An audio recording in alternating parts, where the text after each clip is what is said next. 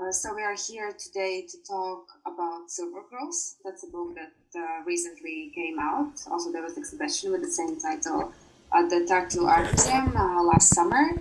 And the book is looking at 10 photographers, Latvian and Estonian, who worked in beginning of the last century, women photographers.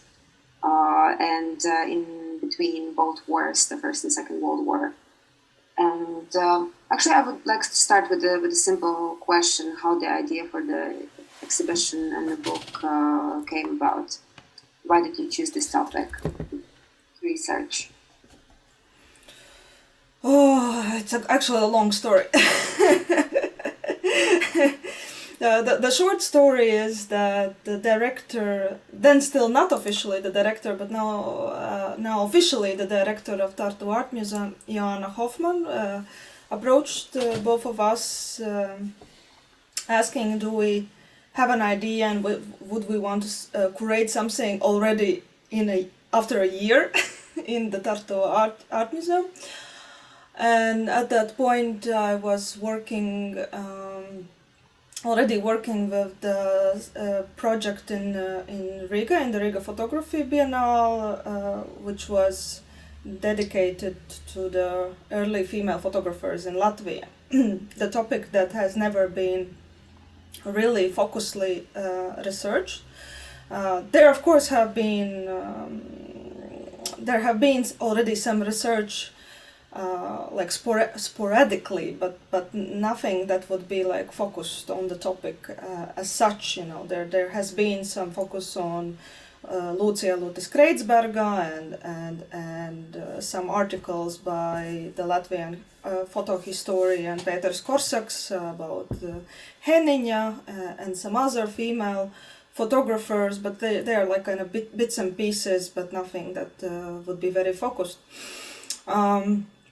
And then in 2018 there was a lecture by one of, at the moment, strongest and most dedicated early Latvian photography researchers, Katrīnas Teivanas Korpas lecture, again during the Riga Photography Biennale program, educational program, public program.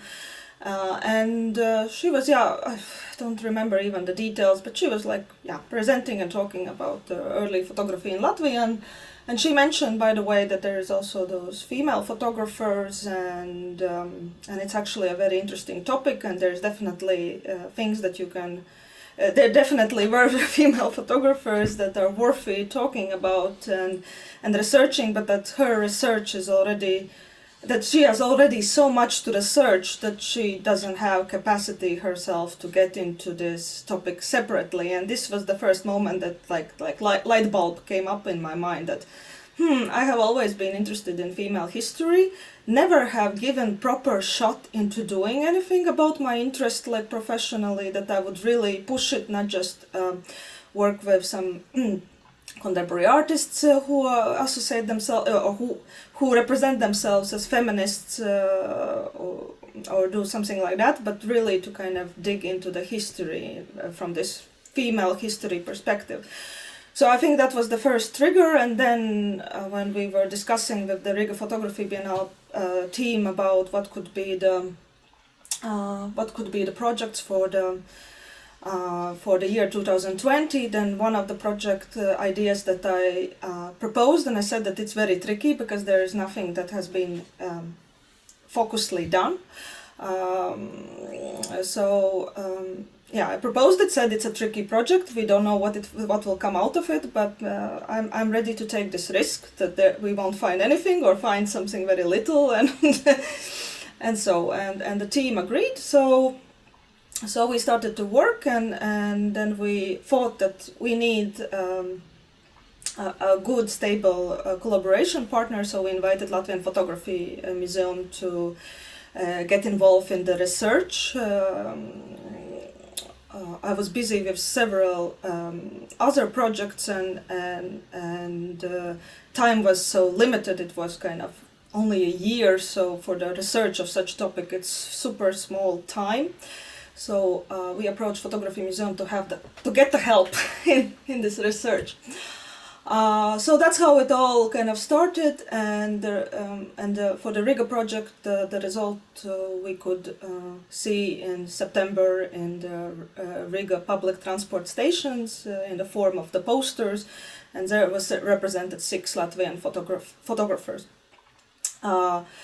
Why we kind of started, so there was already this fantastic material that could be used to make also some other projects and develop them further. So I thought that this is a great opportunity to work on something that anyway the material is so interesting that there can be projects years and years and years and to go.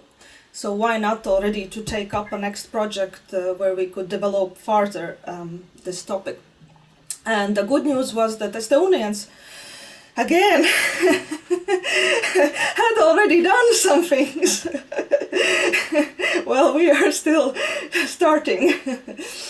So Indrek can actually tell more about the Estonian part, but I knew that, and Indrek had given me an article by one researcher who had written actually extended article about early female photographers in Estonia.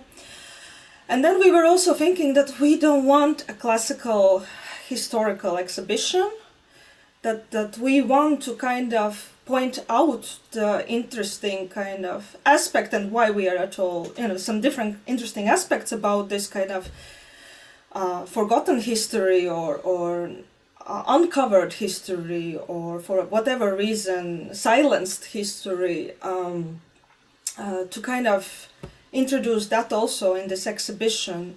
So we kind of started to work also that it wouldn't be an exhibition just about those female photographers, but it would be also about this question. And to kind of, and I'm always interested to connect the past with the present. So that's why I guess I have never become a classical academic art historian, because I'm too interested in what is happening now. And so whenever I work with the historical material, I want to introduce into it something that is happening now and why at all this material is interesting for us now. So we decided that we want to also invite few contemporary artists to join the show and participate in this show, who in their practice also are dealing with forgotten history, things that have been damaged or lost, and kind of through that also introduce these also contemporary voices besides early female photographer photos and our as a curator's voice. Also these artist voices could be present as well there, and that's how we got one male artist also in the exhibition. It's not a true balance, but at least it's something, For a male artist, introduce some balance. You have a male curator as well. Yeah. So two. No, and designer is male as well. So there is some balance. What do you want to kind of comment on this history of the project? Do you want to? Yeah? Are you interested? No. There's. The Estonians are faster. We like a year before published an article, so we are really ahead, at least a year. So the article that Šelda was referring to was by Tõnis Liibek on the history of the woman photographers in Estonia. It was published in 2019, so there isn't really it isn't really that drastic. Or the situation isn't really different around here. It is true that there was already an exhibition, or let's say in this sense, my job was very simple. There was already in 2015 an exhibition in Tallinn in the Fotomuuseum. It was called Out of the Shadow, the early women art photographers of Estonia.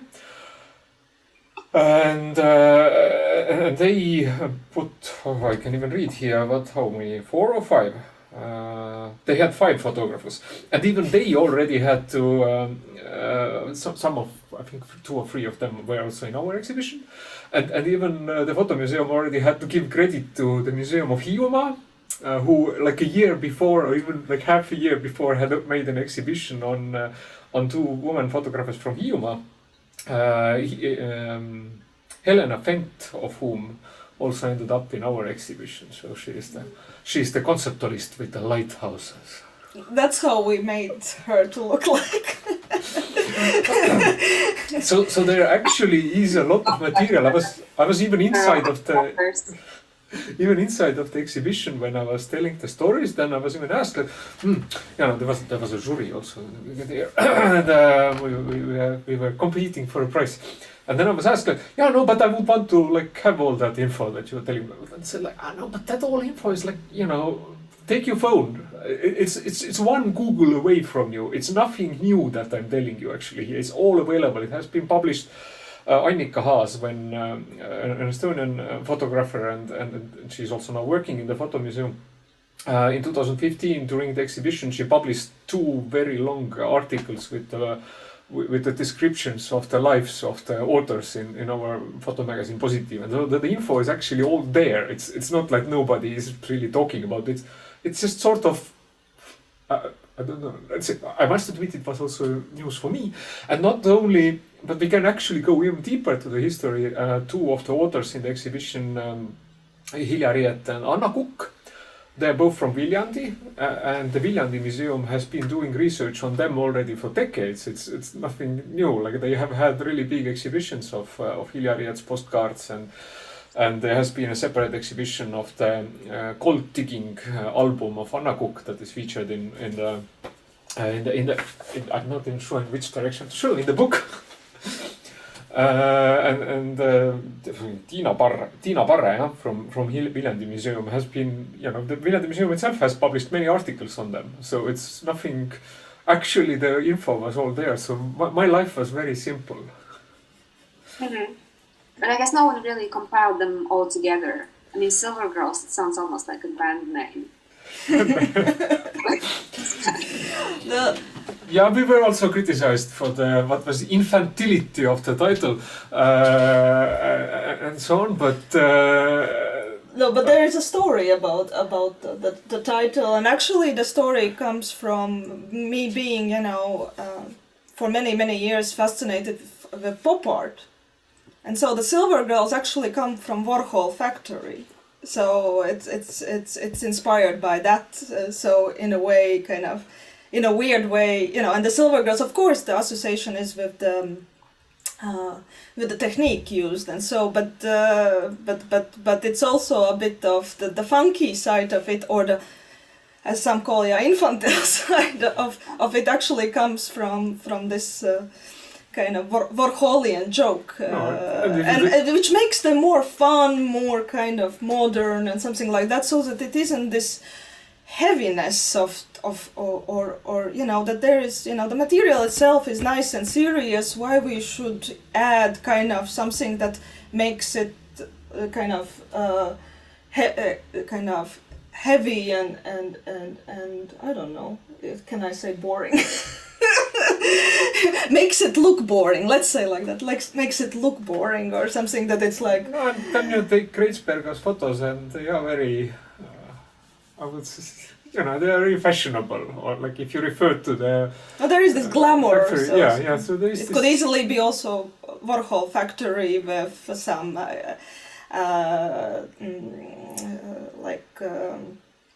those superstars. Come on, and if one looks at Plavinja's portraits, then I mean, I cannot take her seriously. I think she had a lot of fun in her studio. I mean, like the composition, it's no accident. It cannot be that it just looks weird to us in our time. I'm pretty sure it was as weird to her, like to the girl with her face in the flowers and the dog on the shoulder of the man and so on. I mean, I am sure she had fun.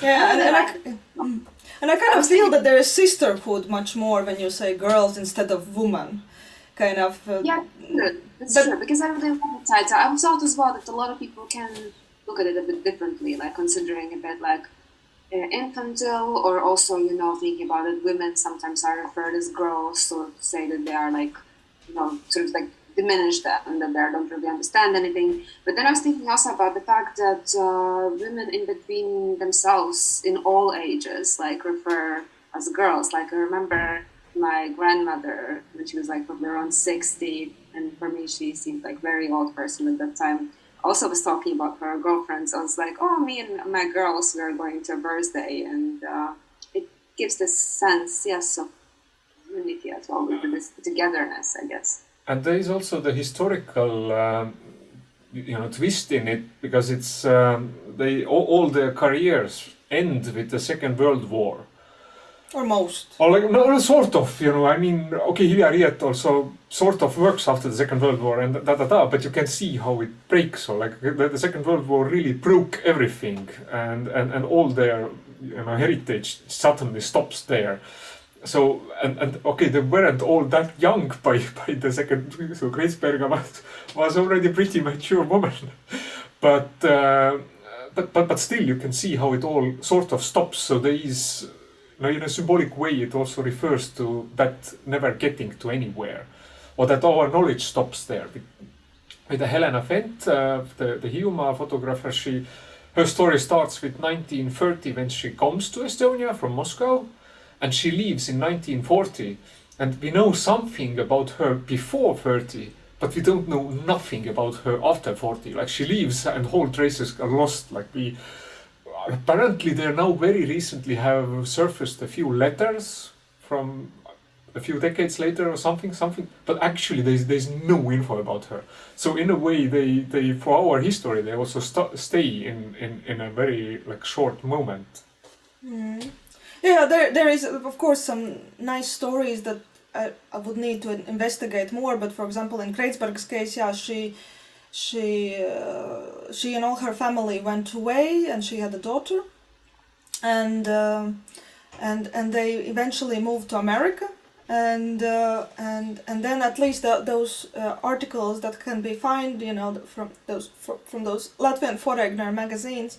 Then her daughter became a doctor and a celebrated eye doctor, and that her granddaughter has finished studying law. So it's kind of very nice story of all those emancipated women in the family. And so, but that Kreuzberger herself stopped photographing. There was, it's hard enough also to just start a new life in a totally different place in the world, and so I totally understand why the sad thing, and it's not just about women photographers, but altogether that a lot of also negatives were destroyed during the Second World War. So it's in Kreuzberg's case, it's just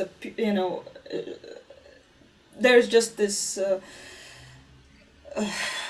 We have only the positive copy. Yeah. Great. It's lucky that what she was photographing was celebrities, and a lot of people were collecting them as postcards, and then miraculously there are those original prints from the 20s and 30s from her that are in Navigation Museum in Riga and History and Navigation Museum in Riga, and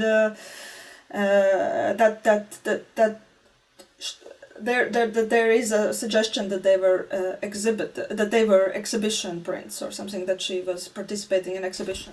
And then again, with Pļaviņa, there is almost nothing from the prints, but there is more than 1,000 glass negatives. So, which again is something super unique that none of the others have.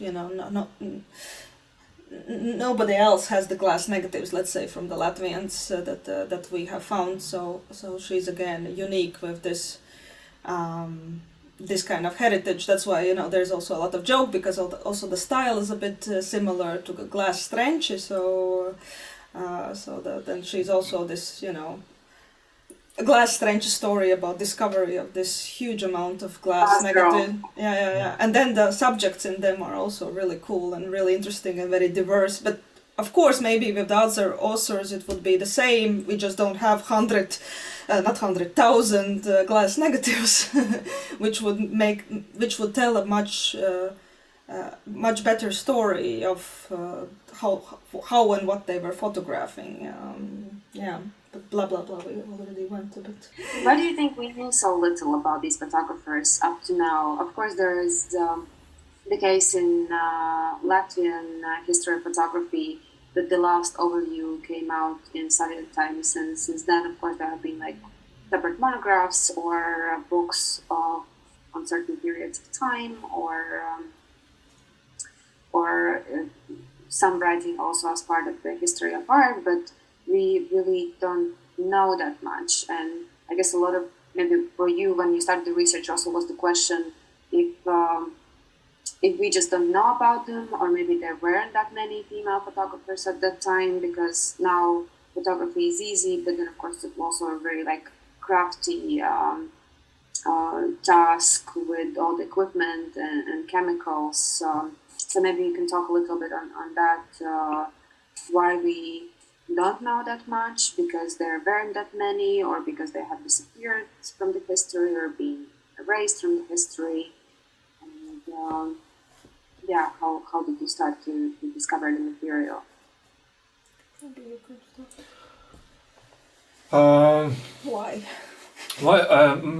First of all, it's not that we, the names themselves don't appear really in the photography history books, not too often anyway. But from the, it's not that we know that much more about the male photographers. Also, it's why is that here? If we don't know that much more about male photographers, why? Yeah, exactly. No, but that now it's the question: why aren't they in the book? Yeah, and this is a question I guess that we can speculate about. That when you take the history of whatever subject, then they are not there, and it's actually even paradoxical in a way. We had in our exhibition Nanna the Boys Pool. She's a Dutch artist, and we had her. Danish. Elisabeth Donald was our Dutch artist. So we had the Danish artist Nanna the Boys Pool, and with her work Stellar Spectra. Can you help me with the name of the astronomer? Margaret Huggins, I think so, yeah. Let's see. So her work is dedicated to one early, that is like beginning 19th century. Huggins. Yeah, Margaret Huggins,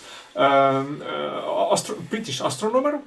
She's one of the pioneers of spectral photography. So where they photograph the stars and then separate the light from the stars into the different wavelengths of the light. And that gives you information about chemical consistency and temperature and so on of the star. Basically, from the light you can read a lot of information. Yeah, and it's still used nowadays in not only in astronomy but in very different fields in physics. It's a very common practice, and she was one of the pioneers in that. She was also building herself cameras for that. Yeah, to photograph the spectrum. And she got married to another astronomer, so to Mr. Huggins, and they together published the first star atlas based on Huggins's photos. And now the weird thing is that during her lifetime nobody questioned her importance. So it's not like she was in the shadow of her husband or something. She was really cherished. But when you take the history books, then she is sort of forgotten out of it. There's suddenly a gap. There's only Mr. Huggins. So yeah, there is the tendency to literally write the woman out of the history. It really is. We can even show, and it's not that they weren't also known at their time. No, they just forgotten out of the history as such. She's a very, let's say for a cultural semiotician, it's always like, I can see some structures working here. So the reason is that there is a wide-ranking tradition of just not including a woman in the history as such. So we can actually talk in this context about how the history has been written and how how to say it in English, how also, injustices made while writing the history or something like that, or how we're talking about, kind of sexism and inequality, racism, and different kind of, things like that, colonialism and so, but I think only recently, very seriously, is talked about how much of that is in the writing of the history, or there's also this joke about, the history is written by the winners or something like that. So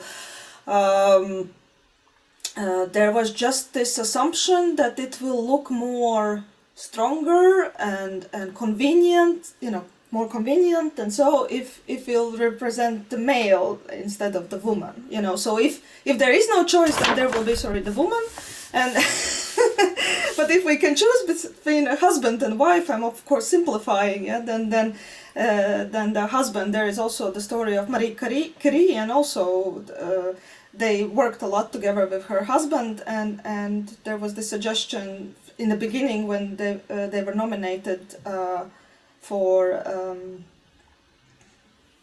oh my god, this biggest prize you can get, Nobel Prize. Then it was suggested that only he would go to receive it. That he was the only one invited to although he just held out. Yeah. So and yeah, in the end it was kind of he standed by, but I actually don't know that in detail, that story. So, but there was something that he was kind of very supportive, and so, but towards her, but that there is this moments that for whatever reason, if there is, especially if something is done as a couple, then the one who will be underlined or who will be chosen to speak in the name of this project will be the man, because it's a better, stronger representation. It sells better than if it's a woman. So there's a lot of issues and problematics connected with that. There's of course things that could be also already in those times, because if you read the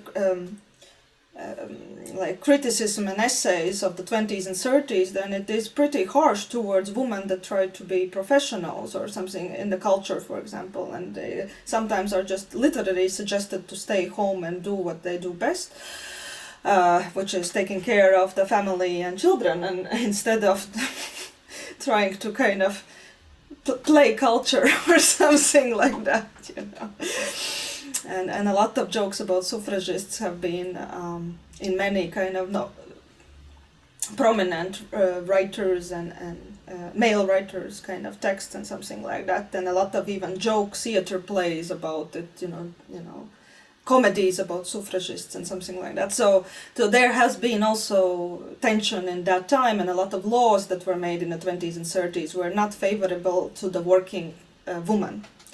So it actually the law was helping men to get bigger raises in the salary so that their woman would stay home, something like that. So okay, you can't survive, so what we could do to raise your salary so that your wife doesn't have to go and work or something like that. So there of course was, but then again, at least that material that I have gotten about the Latvian female photographers, nothing kind of directly talks about that somebody was trying to kind of stop them from becoming photographers and working professionally as photographers. And in many cases the male photographers were very even supportive and helping them out, like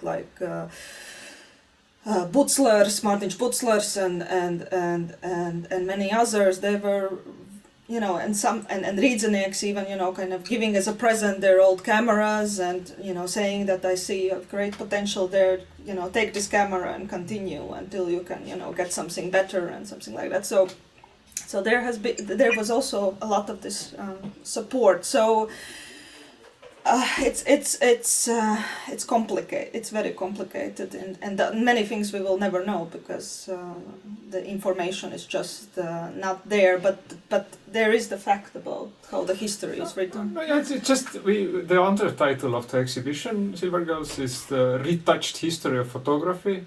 So in this sense, it's just very very simple. The history has been retouched. And you know, and as photography has, I think till now still actually this stigma of being the representation of the reality or like of truth. You know, you have this value, like you can use a photo or like CC camera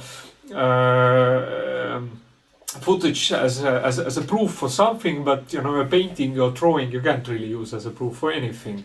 So like in a theoretical context, so photography has this stigma of being the truth, whereas and now with the digital photography there is much more again talk about retouching and manipulating the photographies and blah blah blah, and I kind of also feel that and in there is this story how photography used to be honest, and now the digital revolution has made the photography into something dishonest.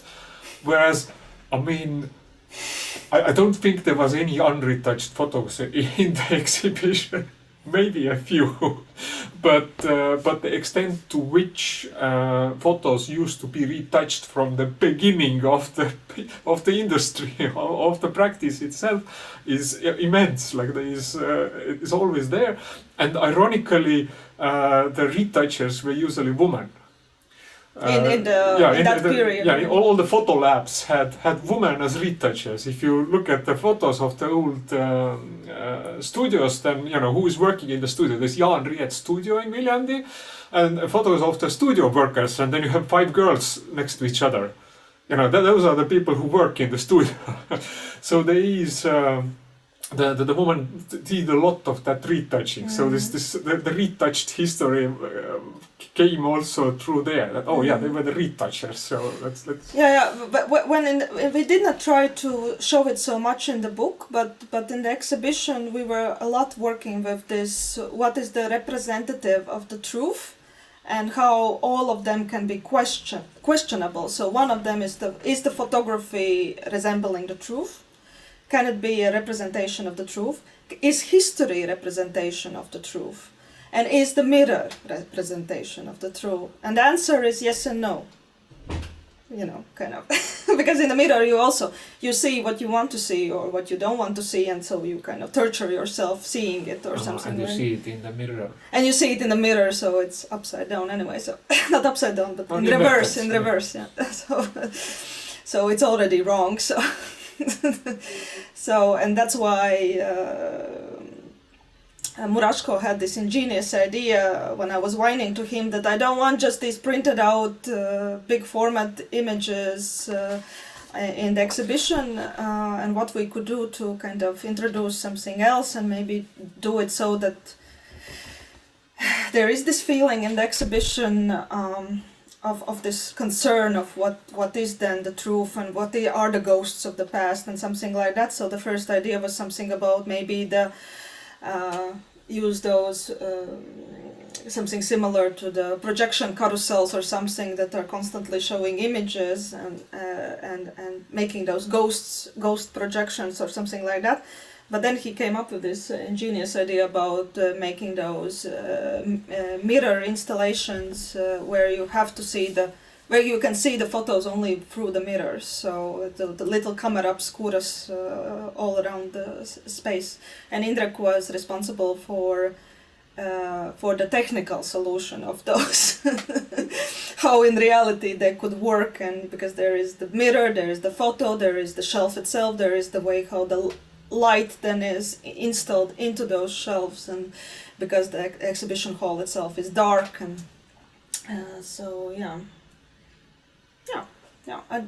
I don't know if we answered everything about it.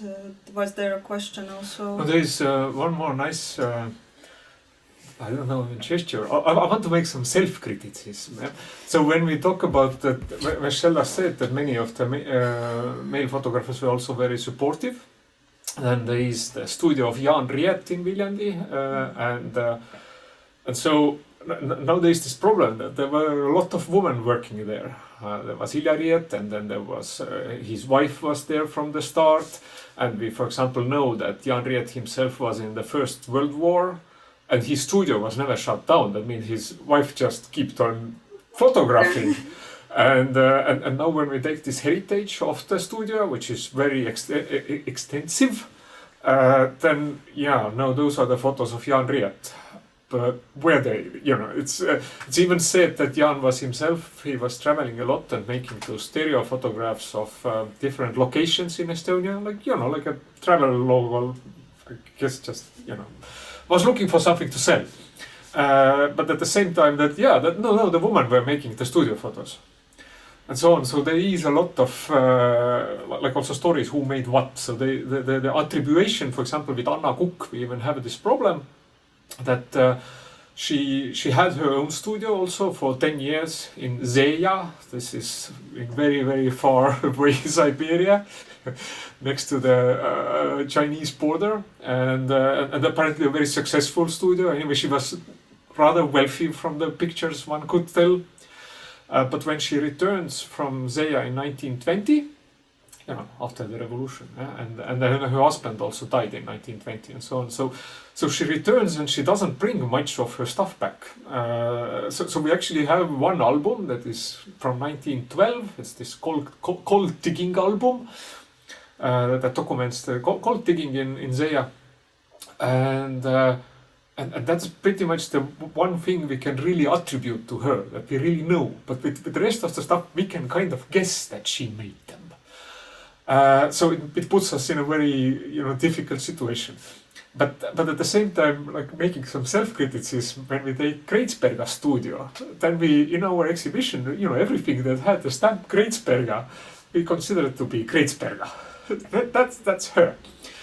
Whereas there were actually also stuff in Kreitsberga studio, and there were also some boys in Kreitsberga studio making photos.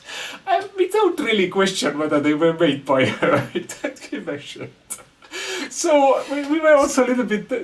In nowadays it would be called that the photos that were made under that name or under that brand or something like that. So who is, but it has been always there, kind of also, the old masters. Yeah, the Rembrandt studio.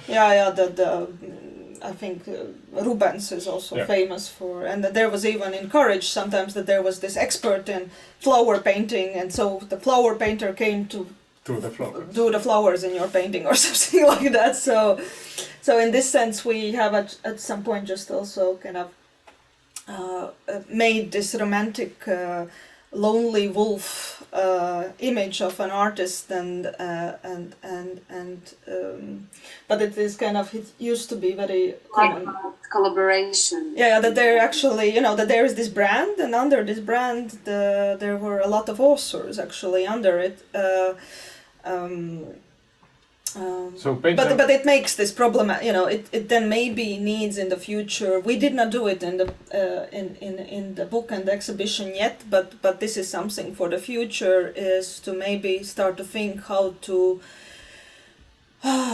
recall those things also in the photography history, that there is this workshop of that and that, or the salon of that and that. So not to say this is Rīdzinieks, but this is the kind of Rīdzinieks salon. Sometimes it's even called Clio, that, and by that you could actually talk that maybe some of those images were made by his wife, because in the Latvia's case, Rīdzinieks and his wife is a good example of who really did what, and